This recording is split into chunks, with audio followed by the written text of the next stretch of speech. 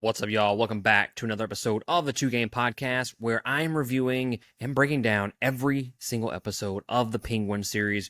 We are here to break down episode 2. So I'm a couple weeks behind with these reviews, and I'm trying to catch up, and episode 2 was absolutely fantastic. One of the things that makes me love the show even more, outside of the fact that Sophia Falcone and the actress that plays her, absolutely fantastic character. We even have Colin Farrell, who is playing Penguin. He's absolutely fantastic. And so far, both of those characters and their interactions together are the highlights of the show by far. Like, I love every single scene that both of them are in. Now, I do wish that they would do something a little bit more than like Sophia Falcone just standing there and then the Penguin walks up to her and they just talk for about, I don't know, 4 or 5 minutes, and then they go off and do their own thing. I do wish, and I hope, and I'm assuming that they're going to have some different things that they're going to be doing throughout the series, and I hope that puts them in different situations where they can have different styles of conversations, and it's not just the same thing over and over again. So that's one little nitpick that I have so far. It just seems like every single time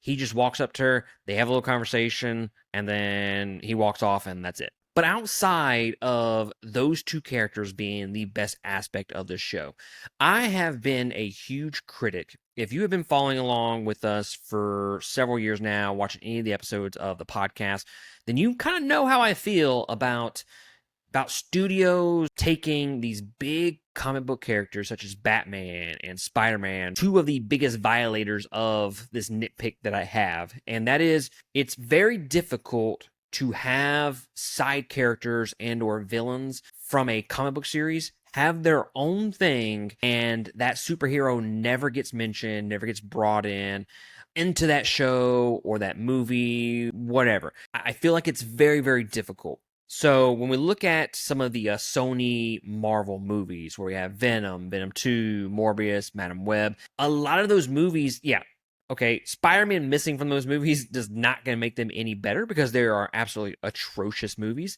But it's hard for me to be convinced by the worlds that they're kind of setting up when Spider-Man is the catalyst for all of that, and he's not there. He's the centerpiece for all of those villains, and he is not there. Same thing with the Joker movies that have come out, Joker 1 and 2.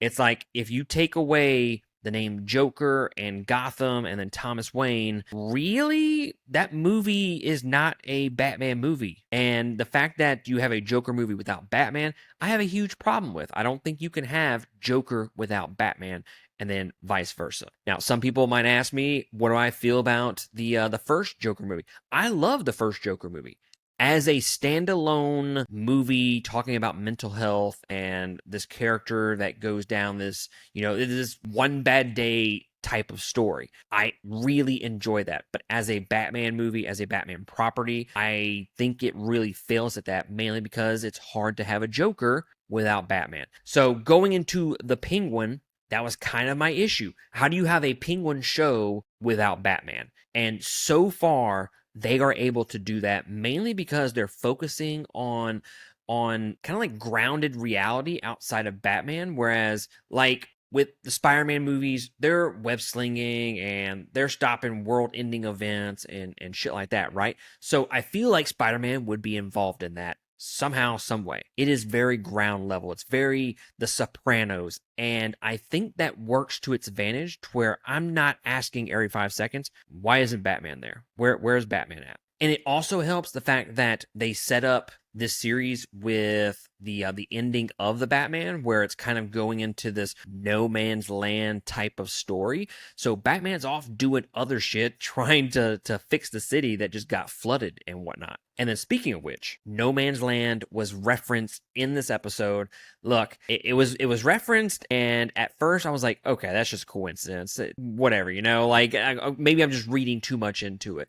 But I've been seeing some TikTok videos out there, some YouTube videos with people that agree with me that they are setting us up for a no man's land type of story for the Batman 2. And I can't be more excited. If we get like a no man's land / Hush combination story for the Batman 2, that is going to be so fucking dope.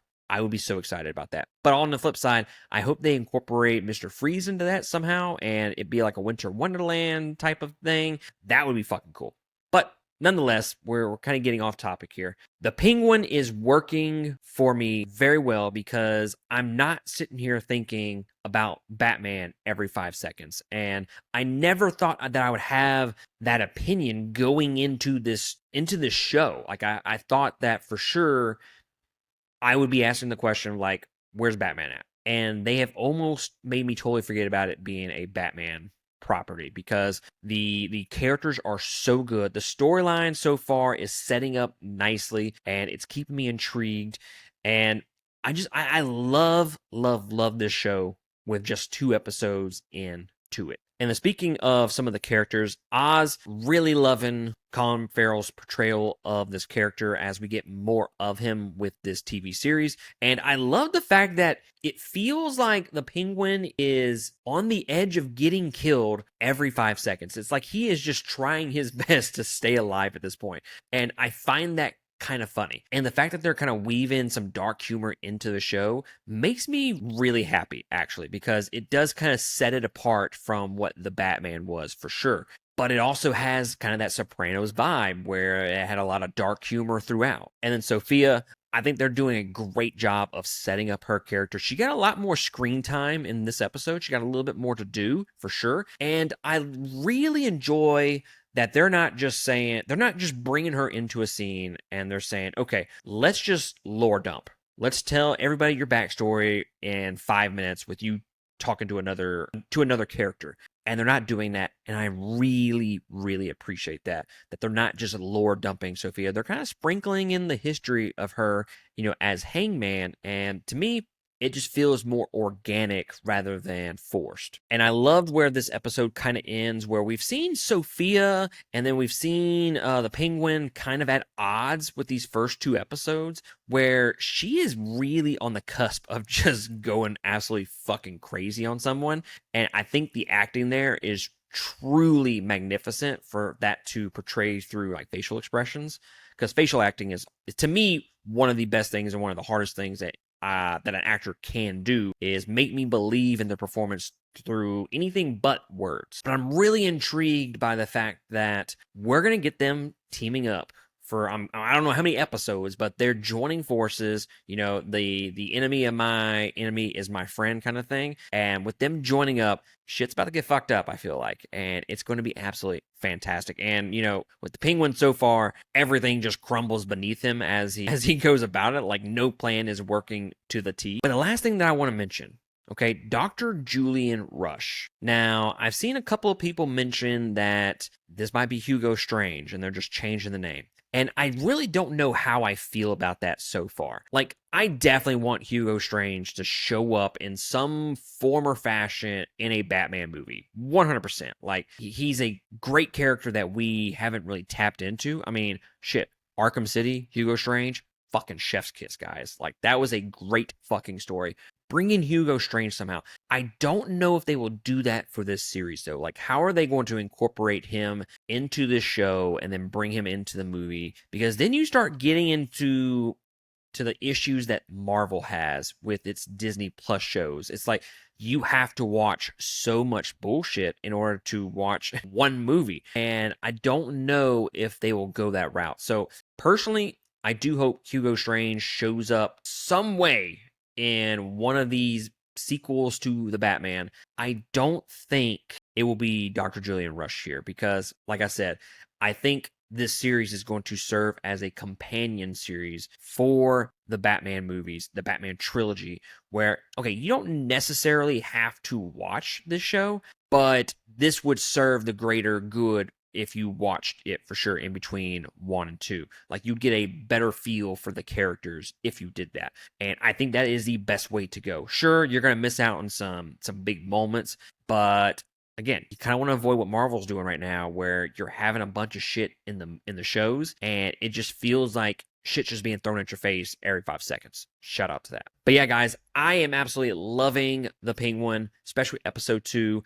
I'm 2 episodes behind. I got 3 and 4 I got to watch in the next couple days. So I'll be pushing out those reviews over the next several days for sure. But let me know in the comments below what you thought about episode 2. And I will catch y'all next time on another episode. Laters.